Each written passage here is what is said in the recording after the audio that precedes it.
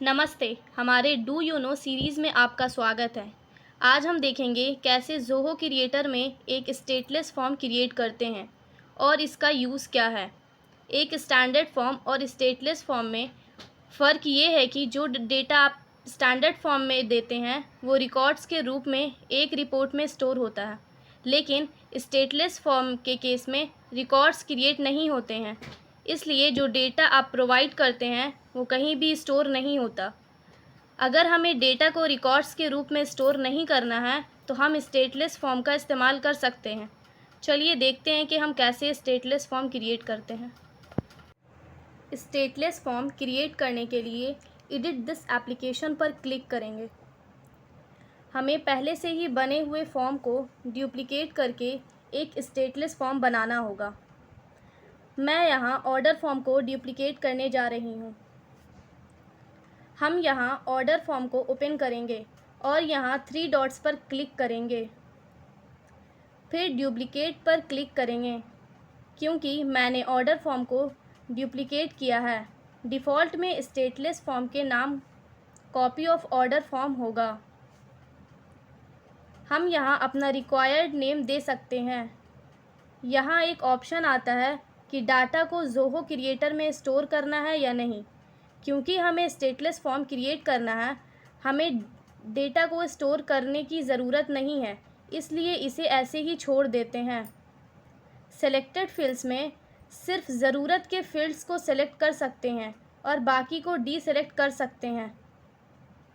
मुझे सिर्फ customer name और परचेस ऑर्डर फील्ड्स चाहिए, तो चलिए बाकी फील्ड्स को डीसेलेक्ट करते हैं और डुप्लिकेट पर क्लिक करते हैं। स्टेटलेस फॉर्म क्रिएट हो जाएगा। अगर मुझे ये फील्ड्स नहीं चाहिए और मुझे कुछ और फील्ड्स ऐड करनी है तो मैं फॉर्म को डुप्लिकेट होने के बाद ऐड कर सकती हूँ। हम यहाँ बटन का नाम चेंज कर सकते हैं। मैंने सबमिट बटन का नाम सर्च रखा है। डन पर क्लिक करेंगे और एक्सेस दिस एप्लीकेशन पर क्लिक करेंगे। देखिए स्टेटलेस फॉर्म क्रिएट हो गया है। चलिए एक एग्जाम्पल के साथ स्टेटलेस फॉर्म का यूज़ देखते हैं। मेरे पास एक रिपोर्ट है जिसे ऑल ऑर्डर्स रिपोर्ट कहते हैं। अगर हमें किसी पार्टिकुलर कस्टमर्स के ऑर्डर डेट के हिसाब से देखने हैं तो हम रिपोर्ट में कस्टमर का नाम और डेट प्रोवाइड करके सर्च कर सकते हैं। चलिए देखते हैं कैसे हम स्टेटलेस फॉर्म के साथ एक पेज में ये अचीव कर सकते हैं। मैंने ऑर्डर सर्च नाम का एक पेज क्रिएट किया है। मैं यहाँ एक HTML स्निपेट क्रिएट किया है और उसमें कोड लिखा है। यहाँ मैंने स्टेटलेस फॉर्म को लोड करने के लिए कोड लिखा है और पेज वेरिएबल एंड स्क्रिप्ट्स में एक पेज वेरिएबल क्रिएट किया है।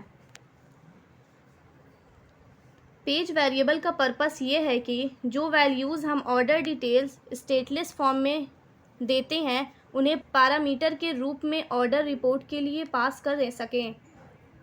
पेज वेरिएबल क्रिएट करने के लिए ऐड न्यू पर क्लिक करेंगे। वेरिएबल नेम और डेटा टाइप प्रोवाइड करेंगे और ऐड पर क्लिक करेंगे। ऑर्डर डिटेल्स सर्च में सर्च बटन पर क्लिक होने वाले वर्कफ्लो के लिए ध्यान दें। सबमिट पर क्लिक होना यहाँ सर्च पर क्लिक होने के रूप में दिखाया गया है, क्योंकि हमने सबमिट बटन का नाम सर्च रखा है। इस वर्कफ्लो में ओपन URL टास्क के इस्तेमाल करके मैंने पेज को लोड किया है जिसमें ये फॉर्म यूज़ हुआ है, क्योंकि मुझे रिज़ल्ट रिपोर्ट को उसी पेज में लोड करना है। मैंने फॉर्म इनपुट्स को पेज वेरिएबल्स नेम और डेट में URL के पैरामीटर के रूप में पास किया है। रिपोर्ट को पेज में लोड करने के लिए रिकॉर्ड्स को फ़िल्टर करके जो वैल्यूज़ नेम और डेट पेज वेरिएबल से मिलती है उसे मैंने हैंडल किया है। चलिए अब हम सेव करते हैं और डन पर क्लिक करते हैं और एक्सेस दिस एप्लीकेशन पर क्लिक करते हैं। पेज स्टेटलेस फॉर्म के साथ ओपन हो जाता है। अगर आप गूगल के जून 2 के ऑर्डर्स देखना चाहते हैं तो हम डिटेल्स प्रोवाइड करेंगे और सर्च पर क्लिक करेंगे।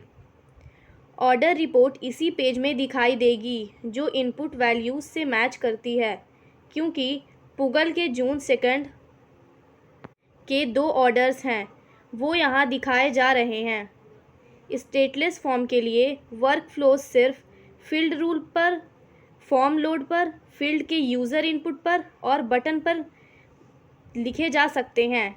स्टेटलेस फॉर्म का इस्तेमाल करके हम डेटा को आसानी से एक्सेस कर सकते हैं और इंटीग्रेशन टास्क भी कर सकते हैं। हमने स्टेटलेस फॉर्म क्रिएट करने का प्रोसेस और इसके यूज़ शेयर किए हैं। अगर आप ज़ोहो क्रिएटर या इस सीरीज़ से जुड़ी किसी भी चीज़ के बारे में जानना चाहते हैं तो प्लीज़ नीचे कमेंट करें। हमारे चैनल को सब्सक्राइब करें और बेल आइकन पर क्लिक करें। ट्यूटोरियल से रिलेटेड अपडेट्स आपको मिलते रहेंगी। धन्यवाद।